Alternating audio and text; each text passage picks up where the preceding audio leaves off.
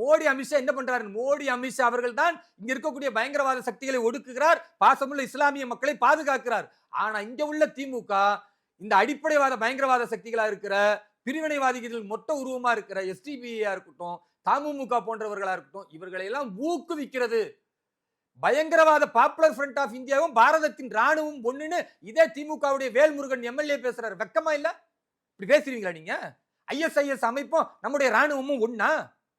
கேவலமா இல்ல இப்படி சொல்றதுக்கு? பாரதத்தினுடைய ரத்தம் ஓடுதா இல்லையா? இல்ல பாகிஸ்தானுக்கு வளம் போயிட்டீங்களா நீங்க? எப்படிங்க சொல்ல முடியும்?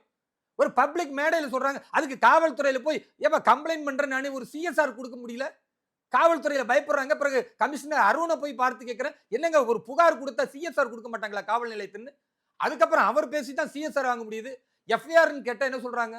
இல்லங்க இதுக்கெல்லாம் கொடுக்க முடியாது. எது கொடுக்க முடியாது? பயங்கரவாதத்துடைய அமைப்பு, தடை செய்யப்பட்ட அமைப்பை, ஐஎஸ்ஐஎஸ் போன்ற அந்த அமைப்பை நீங்க நம்முடைய பாரதத்தின் ராணுவம் போன்ற தியாகிகள் நீங்க பேசுறீங்க.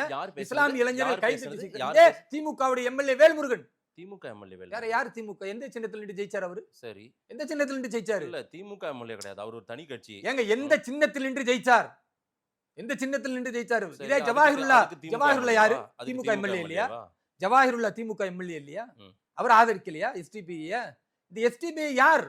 நான் சொல்லல, திமுக எம்எல்ஏ பேசுகிறார். பயங்கரவாத பாப்புலர் ஃப்ரண்ட் ஆஃப் இந்தியாவும் அந்த அமைப்பும் இந்த எஸ்டிபிஐ நட்பு அமைப்பு, ஒரு சேர அமைப்பு.